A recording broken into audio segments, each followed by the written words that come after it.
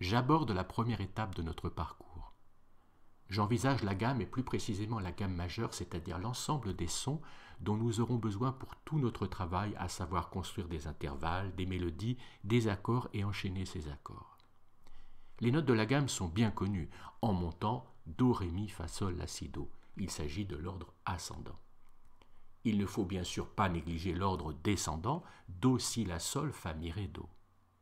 Il faut également connaître les notes par paire de deux notes successives, en montant Do, Ré, Ré, Mi, Fa, Fa, Sol, Sol, La, Si et Si, Do. Et en descendant Do, Si, La, Sol, Sol, Fa, Mi, Ré, Do. De telle manière à savoir sans aucune hésitation, par exemple, la note immédiatement supérieure au Sol, Sol, La, ou la note immédiatement inférieure, Sol, Fa. On peut maintenant observer ces 8 notes sous la forme d'une échelle. En effet, la gamme est comme une échelle qu'on peut monter et descendre. Cette échelle est formée de 7 échelons appelés degrés. Chaque degré est une note de la gamme. Do est le premier degré, Ré le deuxième, Mi le troisième, Fa le quatrième, Sol le cinquième, La le sixième, Si le septième et enfin Do, qu'on pourrait appeler huitième degré, mais qui est en fait à nouveau le premier degré, à partir duquel on pourrait concevoir une nouvelle gamme ascendante. On observe quelque chose qui frappe d'emblée lorsqu'on observe cette échelle, c'est son irrégularité. La distance qui sépare les premiers et deuxième degrés Do et Ré, ou celle qui sépare les deuxième et troisième degrés Ré et Mi, est plus grande que celle qui sépare les degrés 3 et 4 Mi, Fa, ou les degrés 7 et 1 Si et Do. Il y a donc dans la gamme une succession de grands et de petits intervalles. Les grands intervalles sont appelés des tons, T-O-N. Les petits intervalles sont appelés des demi-tons. Ainsi, Do, Ré est un ton, Ré, Mi est un ton, mais Mi, Fa est un demi-ton. Fa, Sol est un ton, Sol, La est un ton, La, Si est un ton, et Si, Do est un demi-ton. On trouve donc deux fois le demi-ton dans cette échelle, entre Mi et Fa d'une part, et entre Si et Do d'autre part, c'est-à-dire entre les degrés 3-4 et 7-1. Je passe à présent au stade de l'écrit. J'insiste ici sur un point évident, il est important de bien maîtriser la lecture de la musique, c'est-à-dire la place des notes sur la portée composée de 5 lignes. Nous reconnaissons donc les notes Do, Ré, Mi, Fa, Sol, La, Si et Do. Immédiatement, repérons les deux demi-tons, placés entre les notes Mi et Fa et entre les notes Si et Do. Avant de passer à l'étape suivante, il convient de bien connaître les altérations, c'est-à-dire le dièse, le bémol et le bécard. Le dièse hausse la note d'un demi-ton. A l'inverse, le bémol abaisse la note d'un demi-ton. Le bécard, quant à lui, annule l'effet du dièse et du bémol. À l'écrit, l'altération doit être placée avec précision devant la note qu'elle affecte, comme cette note placée dans un interligne ou sur une ligne. Par exemple, sur cette portée, nous lisons les notes Ré puis Ré dièse, Sol puis Sol dièse, également Mi, Mi bémol, Ré, Ré bémol. Ré dièse et Ré bécard, le bécard rétablit le Ré naturel. Ré dièse, Mi bémol, Fa dièse, Sol bémol désignent la même touche de clavier. Deux notes constituent une enharmonie lorsqu'elles ne font qu'un seul son. Ré dièse et Mi bémol sont une enharmonie, Fa dièse et Sol bémol également. Alors, à présent, l'observation du clavier est une étape extrêmement importante. Le clavier est une représentation très précise, tout à fait ordonnée de l'ordre des notes. Il convient de bien connaître le clavier. On voit bien sûr, deux touches noires, des groupes de deux touches noires et de trois touches noires. Ça se reproduit sur tout le clavier, deux touches noires, trois touches noires. Le Do est la note immédiatement inférieure aux deux touches noires, précédant les deux touches noires. Ça, c'est Do. Donc ici, j'ai deux touches noires, ça c'est bien Do. Donc je nomme bien et je montre bien les notes. Do, Ré, Mi, Fa, Sol, La, Si et Do.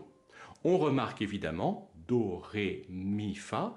Entre le Mi et le Fa, on a bien ce petit intervalle car il y a une absence de touche noire. C'est la même chose entre Si et Do ici. Alors, ce qu'il faut remarquer, c'est le petit intervalle. Je reviens ici précisément sur ce petit intervalle. Qu'est-ce que ce petit intervalle? Ce sont deux notes immédiatement successives. Entre le Mi et le Fa, il n'y a aucune note intercalée. Il n'y a ici aucune touche intercalée. Si on veut prendre la note Do et qu'on veut la note immédiatement supérieure, c'est la touche noire, c'est cette touche. Donc cet intervalle que nous qualifions de demi-ton, Mi et Fa est un demi-ton, nous le retrouvons entre une touche blanche et une touche noire immédiatement successive.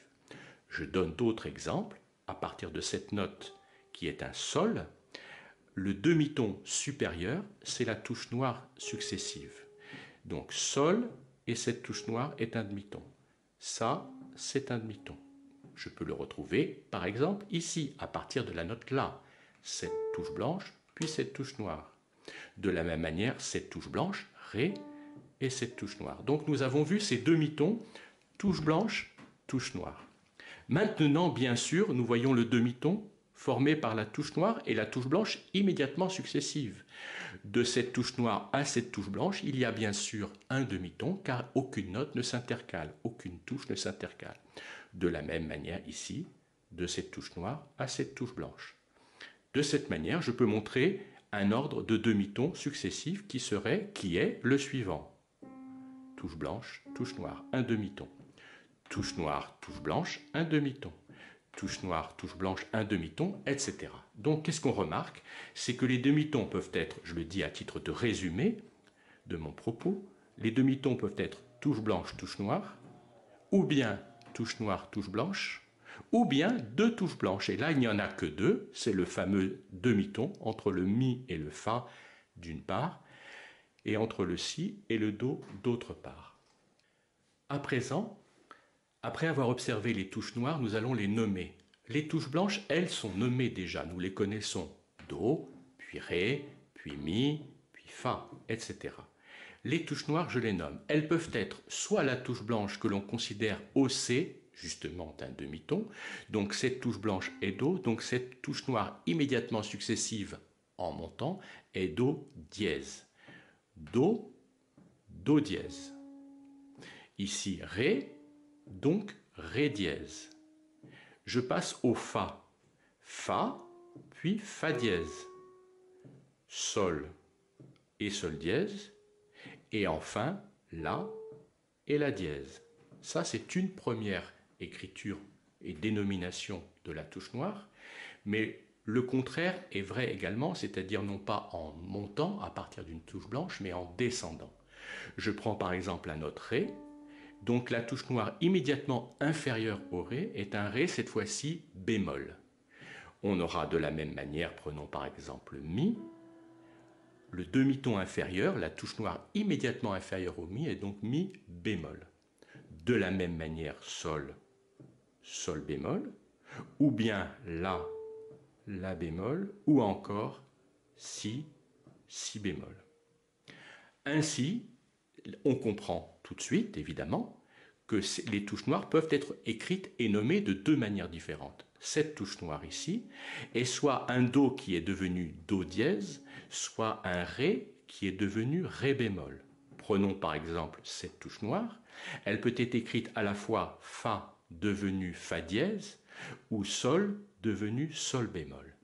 Évidemment, on comprendra très vite au cours de l'étude des gammes et de la musique en général, qu'on utilise ou bien, par exemple ici, Fa dièse, ou bien Sol bémol, et qu'on ne les mélange pas, parce que Fa dièse appartient à un contexte bien précis, et Sol bémol appartient à un autre contexte très différent, mais ça fait l'objet d'une étude ultérieure. De la même manière que nous avons vu le demi-ton, nous voyons le ton. Le modèle du ton est par exemple Do, Ré. Le ton, c'est deux touches successives séparées par une seule note. Donc Do, Ré est un ton. De la même manière, par exemple, Sol, La est un ton. Puis si je veux un ton à partir de Mi, je sais que le Fa ne forme qu'un seul demi-ton, donc je vais sur la touche noire suivante. J'obtiens donc le ton Mi, Fa dièse. Deux touches séparées par une seule touche.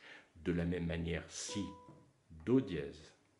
Et inversement, j'aurai Mi bémol Fa, séparé par une seule touche blanche, et Si bémol Do, séparé par une seule touche. Je peux avoir également le ton entre ces deux touches noires successives, ces deux touches noires, et ces deux touches noires. Mais attention, pas entre ces deux touches noires, parce que là, l'intervalle est plus grand que le ton. En effet, dans ces deux touches, il y a deux notes intercalaires. Reprenons ces deux touches, je peux les nommer Ré bémol, Mi bémol, ou bien Do dièse, Ré dièse. Par exemple ici, ces deux touches noires forment un ton, je peux les nommer et les écrire La bémol, Si bémol, ou bien Sol dièse, La dièse.